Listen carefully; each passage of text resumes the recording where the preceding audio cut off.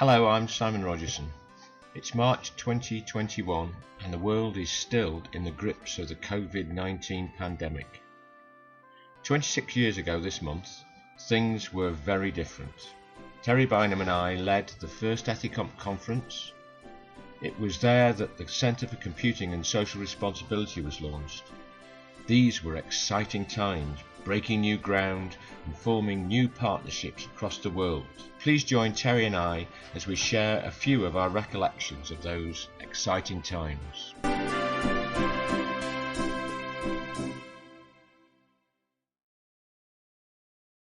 Do you remember us writing that? Yes, I remember that we wrote it together. We wanted to indicate to the readers just how broad computer ethics is and how our main message was that the so-called computer revolution is not just a technological revolution, but it's really a social and ethical revolution. Even more important than the technological part. I remember us writing it really quickly. Yeah, I mean, for sure. Yes. I can remember us being contacted by them, and they wanted us to write this piece, and we sat down and we wrote it one afternoon really quickly. Yes.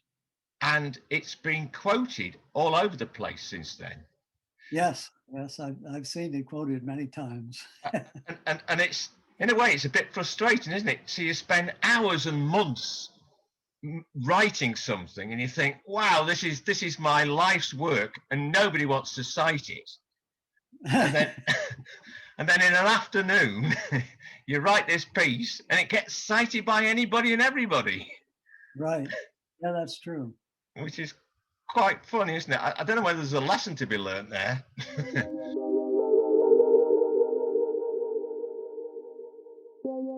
Why don't we start with a letter? Because, well, that's where it began, wasn't it? Because I'd started to get really interested in the ethical dimensions of IT, primarily because I'd suffered as a computer professional from lots of failed systems, and I couldn't figure out why. And so I then started to think that we need to stand further and further away from the problem to try and figure out what all the issues were. So I got interested in this, and David Howe, my head of department, was quite supportive of me exploring this a little bit. And then I found the book by Deborah Johnson, and Deborah's book was quite inspirational. And so I'd started to get involved with this, and then that Friday, I think it was a Friday afternoon on the in the summer of 1993, wouldn't it? Yes. David gets your letter, and so he rings me up and says, "I've got this letter from somebody called Terry Bynum, and I think you'd be interested in it. Come and have a chat about it." So I did.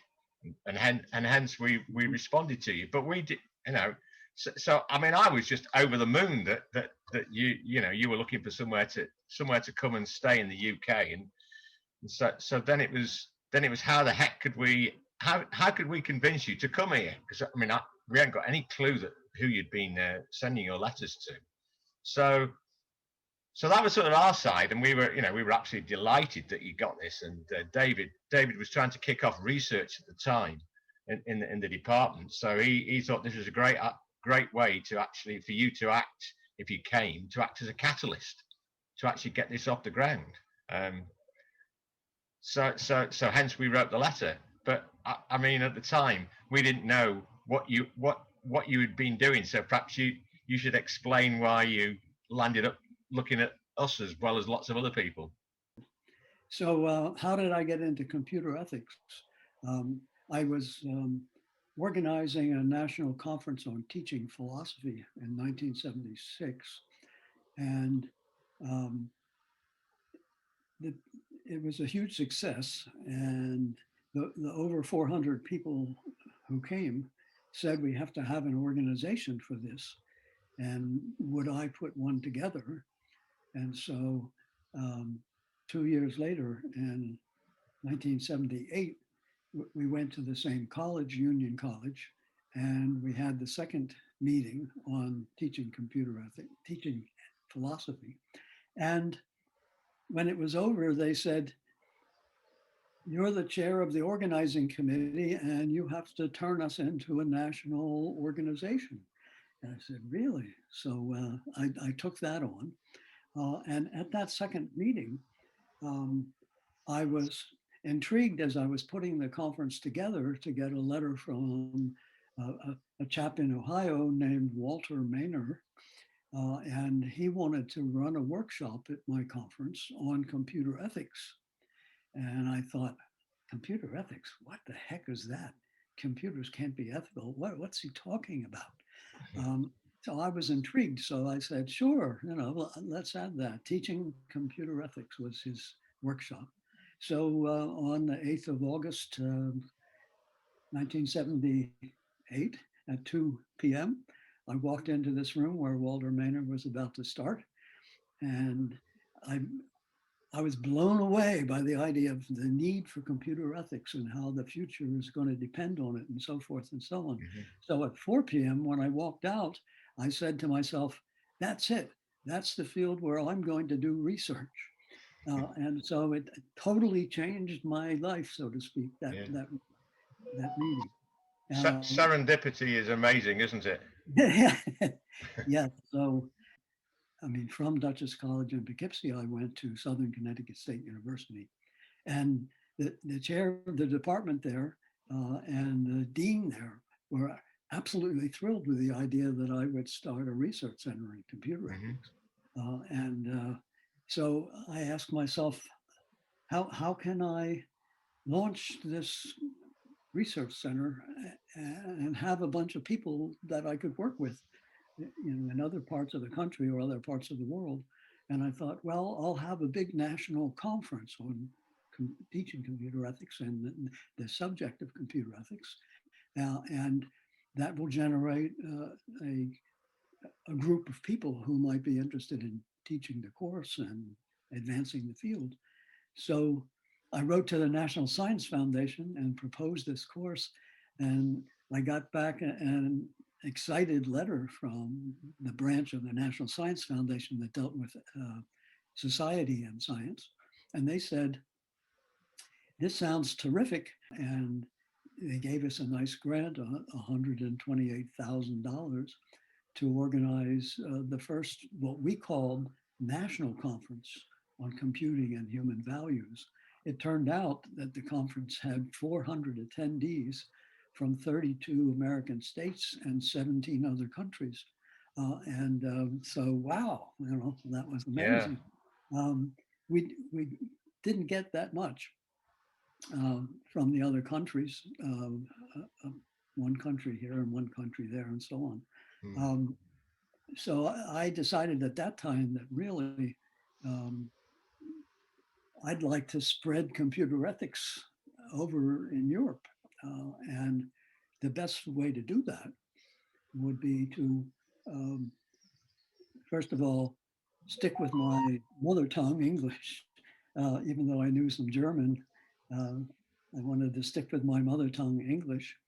And so I thought I would apply to UK universities to see if I could, my upcoming sabbatical, I would have a place in the UK where I could spend some time and find some people who would be interested in the subject and so on. I ended up sending 26 letters to 26 different places in the UK. And I got back 20 invitations to come. That's incredible. There were quite a few prestigious places that you'd been offered. Yeah. Right. I had 20 offers, including one from Oxford, one from Cambridge, one from London, one from Edinburgh, and it was a total of 20 out of 26 places that I applied to. But your invitation was by far the most attractive because you were actually excited about the idea of having me there and even willing to provide some funding for me, and not just an office and a telephone and a connection to the internet. And so obviously someone who's thrilled and excited to have me there, that's where I wanted to go. And So, it's really quite interesting, isn't it? Because there's a great parallel in terms of how you discovered about computer ethics and how you wanted to get involved in it, and that was from a philosophical point of view. And you'd met Walter Maynard, who discovered that we really need to tease out these things. yes. And on my side, I discovered that we needed to address these issues because practitioners really hadn't got a clue in terms of looking beyond the technology, and we really needed to address this. And so it was almost like a marriage from heaven, really, wasn't it? Yeah, it's quite amazing. You got into it from one perspective, I got into it from another, and fortunately, we managed to find each other. And yeah, because I can remember I showed very early on after you just arrived, I showed you a diagram of what I thought practitioners should do in terms of trying to address these issues. And and being a systems analyst, I'd drawn a flowchart. And you looked at that and you said to me, "That's Aristotle."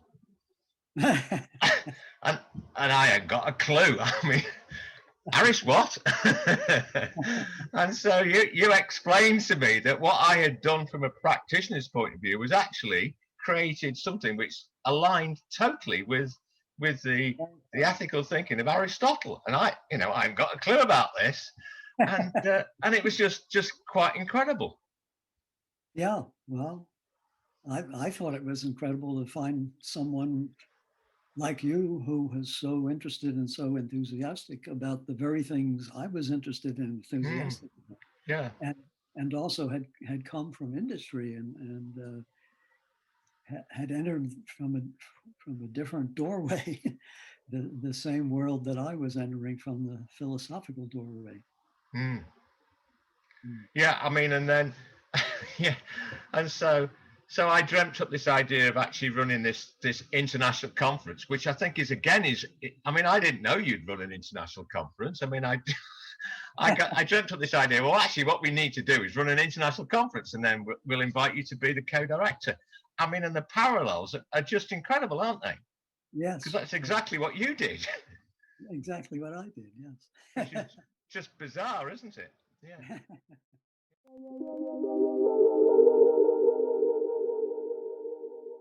Then we got to the point of trying to get the conference off the ground, and that was obviously the call had gone out before you arrived, and Bert Logan, who you obviously knew, helped me to actually use the internet, which was in the World Wide Web, which was just starting up really.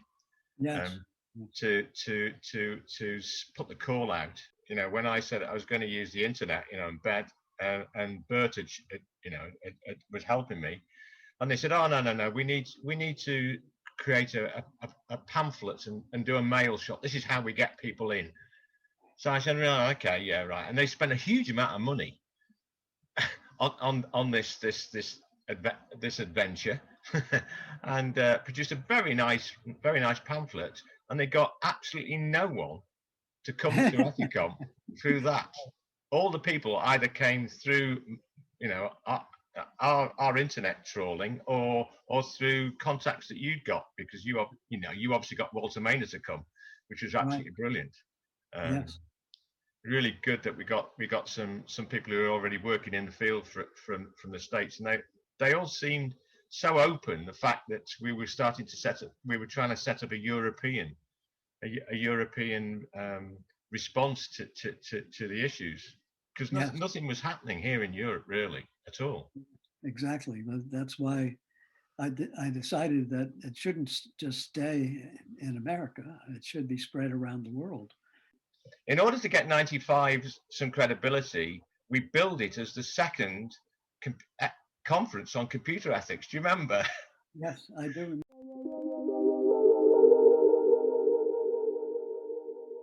Your letter of appointment as a visiting professor was that you had to produce a report for our Paul Luca, our dean. Yes. And I remember that you and I, well, my recollection is that you and I did some brainstorming about this report, and we came up with the idea that actually what we should do is propose setting up a centre. Right. And Paul was all over that, wasn't he? And I guess Yeah. it was because he was from the States and he was used to some of these issues that started to be discussed in the States. I think he was quite open to that, wasn't he? Yes, he was. I was quite amazed to find a dean who was so enthusiastic about those things. Yeah. Yes. In America, they had become important because the ACM and the IEEE were beginning to put in requirements for graduation. And he was as enthusiastic about it as we were. Yes, right. And I guess, and he was quite practical as well, because he got quite a practical background, and so it really, I guess we owe quite a lot to Paul as well in terms of how the centre was launched, because he bought into our report, and hence we launched it at the conference dinner, didn't we? Yes, we did. Which was quite something to have the data protection registrar there, Elizabeth France. That was amazing. Yes, both of us wanted to be in a situation where together our two research centres, one in America and one in Britain, would not only just focus on academia, but would actually stretch out to industry and to governments and policy making. Because that's what research should be about, is actually helping to make a difference, I think. Yes, well, I think given the topic, I mean, computer technology was changing the world. Yeah. And the idea that you would just focus your attention at the university and not out in the world where technology was changing the whole world. And that's where we had to focus our attention, not just at the university. Yes. Yeah.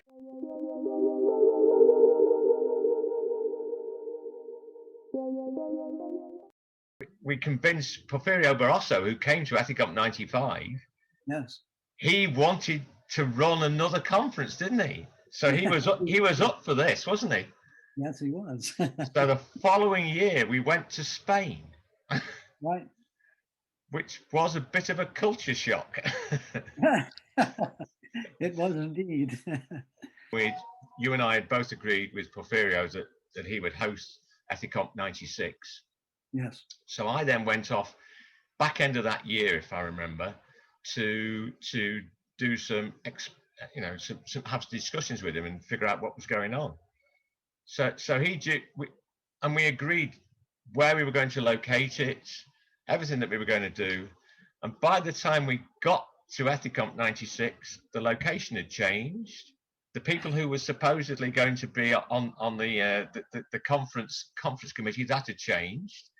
I mean, they completely changed everything. And there was all this amazing Spanish academic politics going on, which was unbelievable. Well, then we got to the day of opening, didn't we? Yes. You remember that?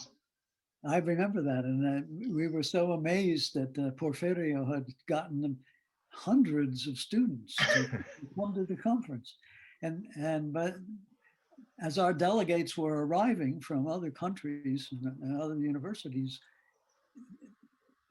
after they got signed in, they found no seats in any of the events because the students were crowding out the delegates. Yeah.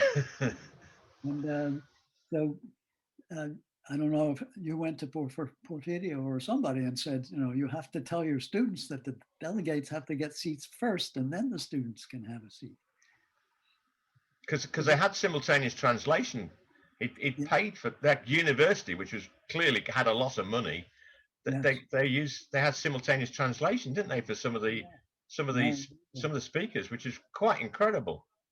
That reminds me of the circumstance at the end when we had the final meeting and the audience gathered to hear the comments from a representative of the university. I don't know if it was the university president or some other important official. And he spoke and welcomed us and said how pleased they were to have this conference and so on. And then asked us to have something to say. And so they asked me if I would say something. And I was sitting right next to Porfirio. And so I stood up at the lectern and I said, thank you so much for the welcome and so on. And this conference makes this university something special because right now we have at this conference most of the world's leading thinkers in the field of computer ethics all in one place. So that makes this university right now all over the world the center of computer ethics in the world.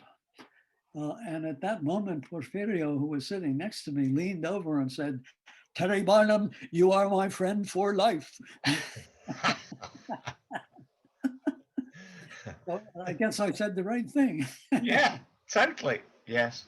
He was quite a character, was Porfirio. Yeah.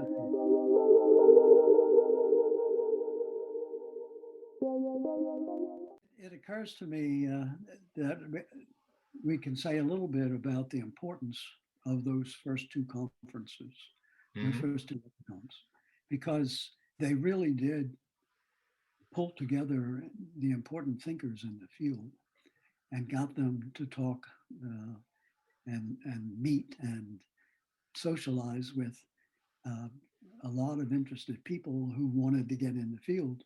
Yes. And what's amazing is if you look at the keynote address of Walter Maynard at the first ETHICOMP and the keynote address of Jim Moore at the second ETHICOMP, they were huge, impactful papers that got published. Well, it turns out that Walter's keynote address at the first ETHICOMP was his strongest and best thought through defense of the uniqueness idea that computers generate unique problems. And that presenting that paper at ETHICOMP caused other computer ethics scholars and new people in the field to suddenly join the uniqueness debate. And for about 10 years, there always were a number of papers in the journals on the uniqueness debate. Does computer technology generate unique ethical problems or just old problems given a new twist? And so the so-called uniqueness debate that went on for about 10 years in the field of computer ethics was actually made international and big because of Walter Maynard's presentation at the first ETHICOMP. And then when you look at the second ETHICOMP, James Moore's paper on core values. Yes, it was an expansion of his paper, What is Computer Ethics, which was the winning paper in an essay contest that I generated for my journal, Metaphilosophy. And what he did was expand on his What is Computer Ethics paper. And the presentation that he gave as the keynote address at the second ETHICOMP has become the widest read, the most important introduction to computer ethics as a field in the whole world ever since. It probably is the most widely read and the most influential single paper on computer ethics ever published so far. And it was the keynote address at the second ETHICOMP. Yeah. So those early years really did make a difference, didn't they? Because I think you're right. Once we'd run those two conferences, one in Leicester and one in Madrid, we got critical mass in Europe, right? And we'd established this network right across the world because people like John Weckett appeared from Australia, and right. and so people like that started to appear, which was really, really important, and people were starting to talk to one another, communicate, and suddenly all these these different international partnerships started to emerge, which was absolutely incredible and so exciting. And I think by the end of the second conference, we really had established what you came to call the ETHICOMP community. It wasn't just a network of researchers. It was a community of people who enjoyed each other's company and who did things together, not just published papers in professional journals, but it really became a social, an important social event in the lives of the people who came to the ETHICOMP. Yes, yeah. I mean, and it was not uncommon for people in the ETHICOMP community to say, if my funds are strapped, the only conference that I'm going to come to is ETHICOMP. Yes. I wanted to say something about the ETHICOMP in Rotterdam, because I thought that was very important. Rotterdam was 1998. 98, yes. Yeah, at the Erasmus University. Yes. And I thought that was very important for building the ETHICOMP community, because what happened in Rotterdam was a number of people from the Scandinavian area began to attend ETHICOMPs. So from then on, we had people from Norway, from Denmark, from Sweden. So the ETHICOMP community suddenly grew, I wouldn't say exponentially, but rather rapidly in that part of Europe. So you think that having started off in England, and then we went to Spain, which was obviously the Mediterranean countries, the fact that we then went to the Netherlands brought Northern Europe into the community. Exactly. And right. Since others have been running ETHICOMP, what they've been doing is that they've been putting out an invitation, a call for people to actually host the conference. Yeah. But during our term of office, as it were, I always used to reach out to a university, and the idea was, it's interesting what you're saying about Erasmus, because and the Netherlands, because I actually reached out to try and find different places around Europe to actually ensure that the whole of Europe was covered by the ETHICOMP community, and it's interesting what you're saying about the Swedish, the Swedish and the Norwegians and the Danes coming, and you sort of identifying that it was because we were in the Netherlands that attracted them. Yes. And the same went when we went to Eastern Europe, and the sorts of people that we started to get because of that, which I thought was quite interesting. Yes.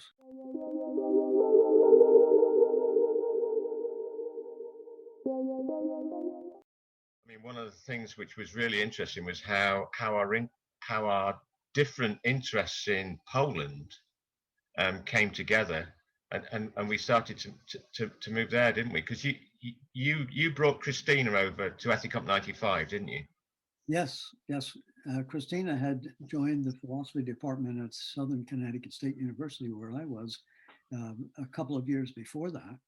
And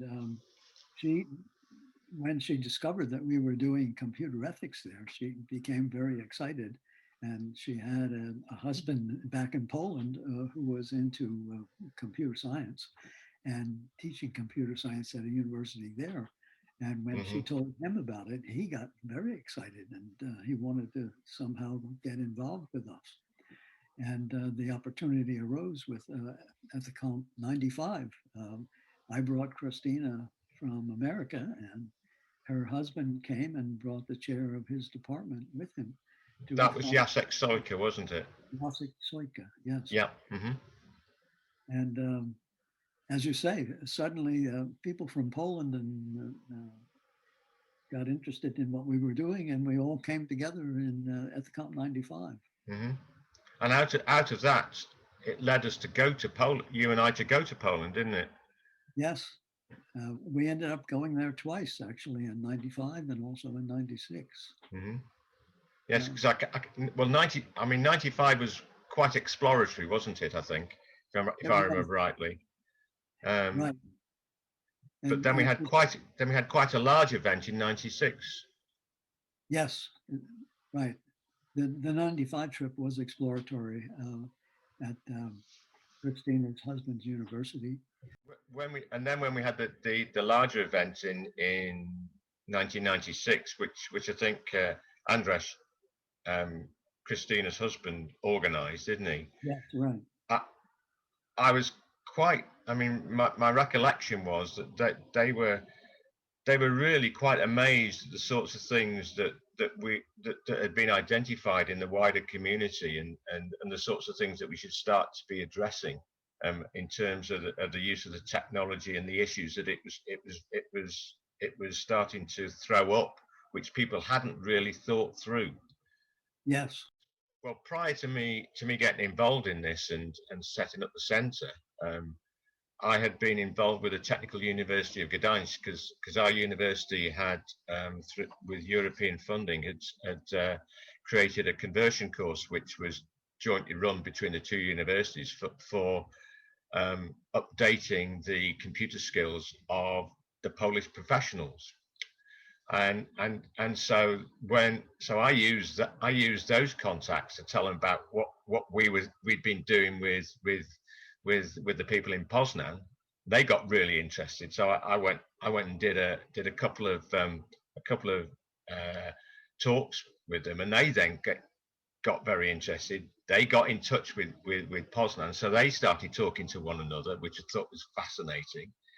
And then eventually we ended up running ETHICOMP in 2001 at the Technical University of Gdańsk. They hosted it. Yeah. Which was quite amazing, and a lot of Polish scholars came to actually listen and learn about the sorts of things that needed to be addressed. So in the space of that's 6 years, isn't it? Yes. We made quite a difference to the research that was going on in terms of computer ethics in Poland, because it was non-existent prior to. I think it was non-existent prior to us sort of acting as almost a catalyst. Yes, exactly. And actually, our interaction with Poland is an excellent example of how research and academic interests and human interests get spread from one group to another.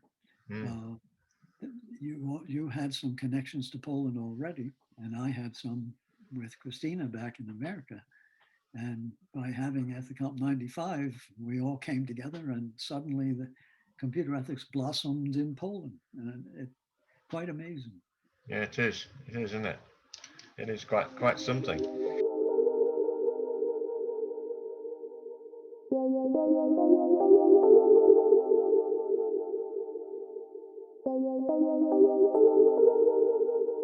How did our book come about? Did you have a link with Blackwell's at the time? Yes, I did. And you and I began to brainstorm about, well, what would be the very best articles to put into the book. And we ended up saying that, well, the people who are having the biggest impact on the field at the moment are the people whose articles should be in the book. And so we began to look for what's already published. And we also began to look for some people that might write something just for us for the book. And I remember that Elizabeth France, you asked Elizabeth France to do that for you. Oh yeah, I've forgotten that, yes. So that was not published somewhere else. She wrote it for our book. Yeah. Years later, a Chinese scholar was visiting America doing medical ethics research. His name was Li Lun. And Li Lun was at Harvard doing medical ethics research. And he got in touch with me and he said, I don't want to go back to China until I come to your research center and I learn about computer ethics. When he got back to China, a month later, I got a letter from him and he said, I want to translate your textbook, the textbook that you and Professor Rogerson put together. I want to translate that into Chinese and publish it with Peking University Press. Is that okay? And of course I said, sure. Yes, that was quite something, that was, wasn't it? Yeah, it was. Our textbook was published originally in 2004. Yes, yes, And the Chinese version in 2010. yes.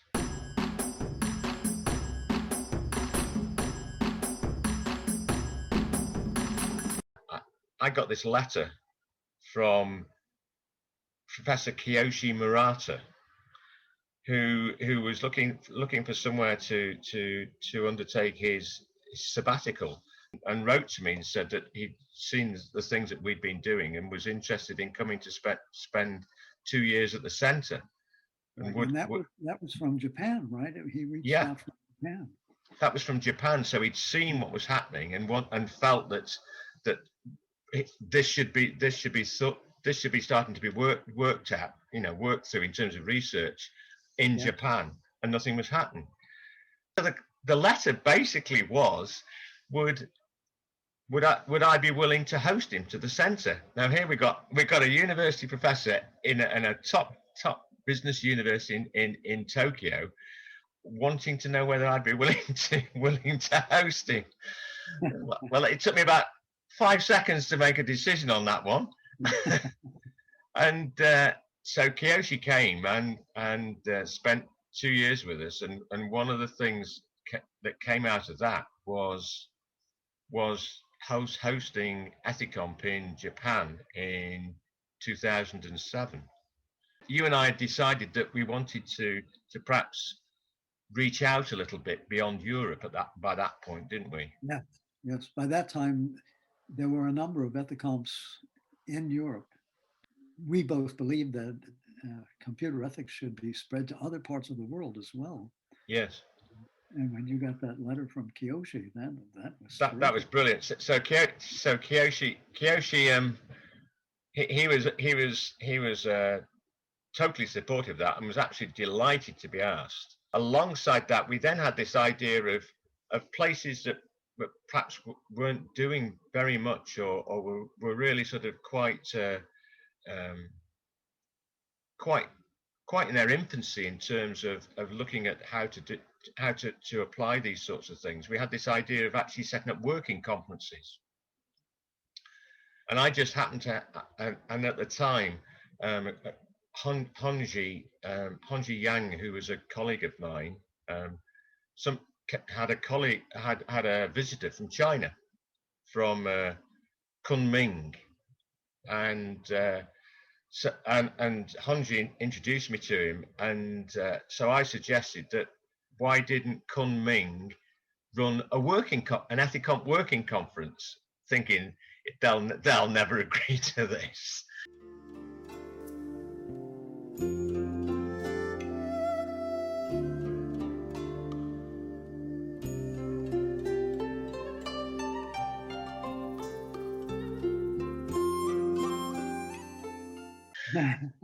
Right. And I got this formal letter asking me to organize this because I knew we were going to Japan, and so we ended up not only going to Japan, but we spent, I think it was nearly 10 days in China as well, didn't we? Yes, and I was amazed to discover that different universities in China wanted to have us come and present ideas to them. Yes, and we had this lecture tour, didn't we? Yeah, we not only went to Kunming, to Yunnan University, but also to Ningbo, to one of the universities there in Ningbo. Mm-hmm. And then when we went back to Beijing, 2 places there wanted to hear from us. Yes. So basically, we spent 10 days touring China, giving lectures to 4 universities in China. Mm-hmm. Yes.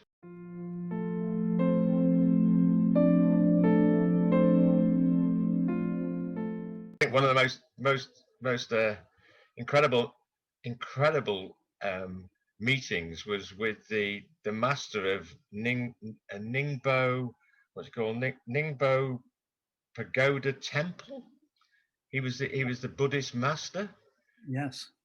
and that was just, I mean, we sat on those ancient stone stools, you remember? And he told us they were thousands of years old. Yes, right. And then we started talking about computer ethics. Right. And what amazed me was that he began to see connections between Buddhist ethics and computer ethics. Yes. And it was clear that he developed incredible respect for us from a Buddhist perspective, and I hadn't expected that. No, no. It was quite something.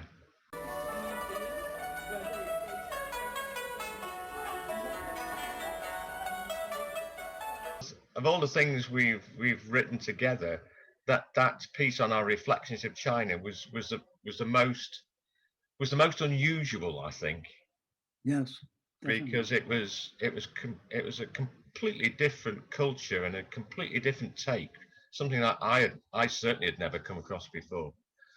And to listen to that Buddhist master and his take on the world was just mind blowing. Yes, exactly.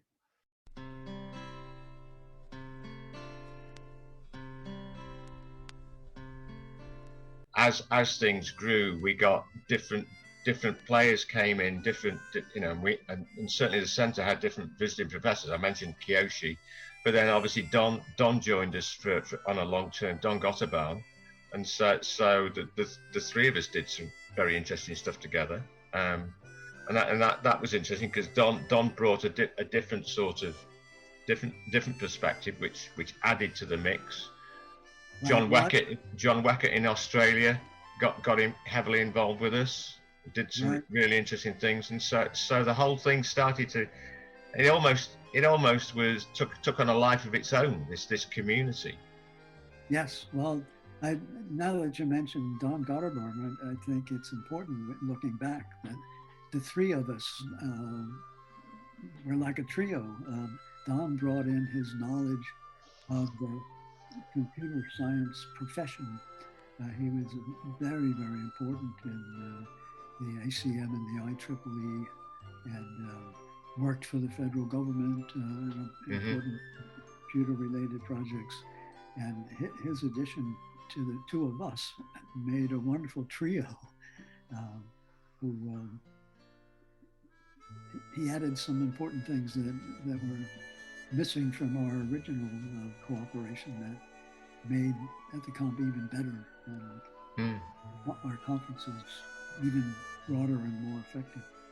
So I really, really was so pleased when Don joined us. Yes, and again that was just a fortuitous meeting between him and I through a conference which he'd been in London.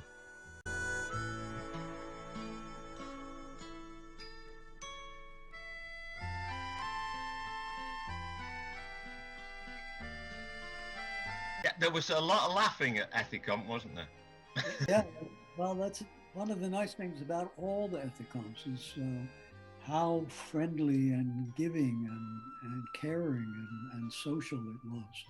Instead of a very stuffy and dry professional conference where people read their papers to each other, and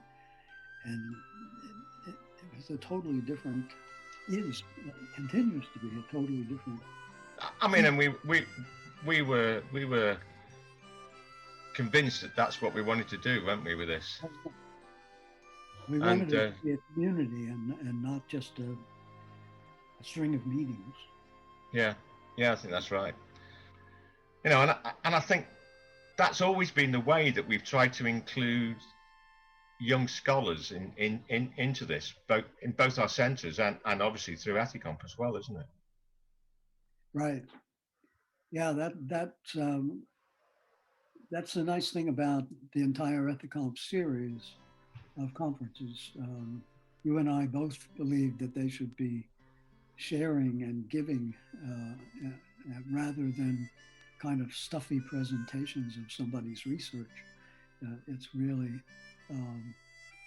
people getting together, sharing important ideas, including people from many walks of life and not just one narrow professional group.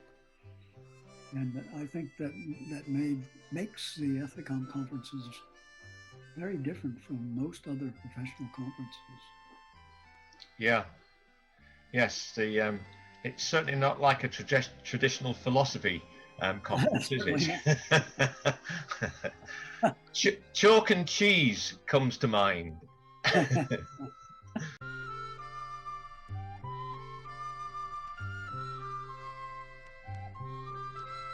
So I finished the end of September in 2010, and Bernd took over in the October.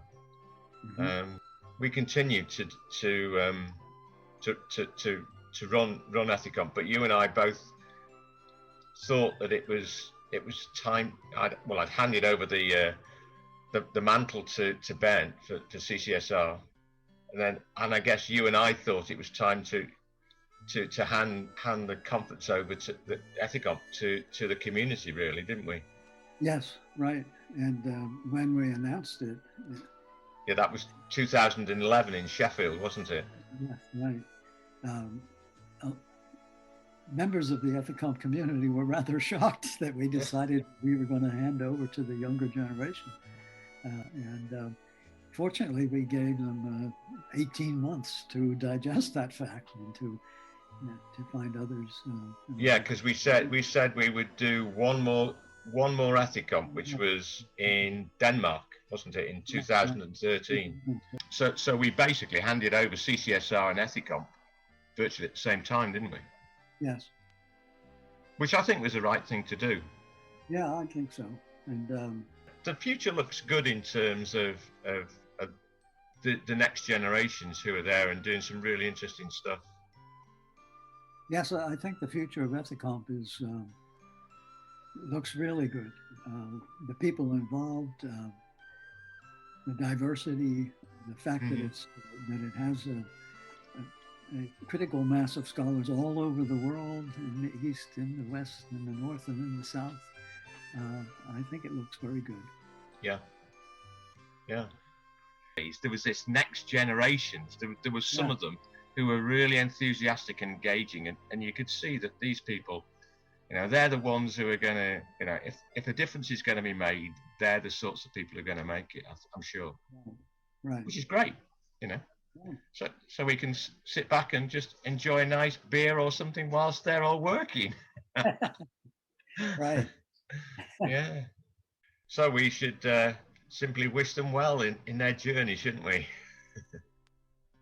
Absolutely. Wish them well. And I expect to attend some of the events and read some of the publications that result from their work. Yeah.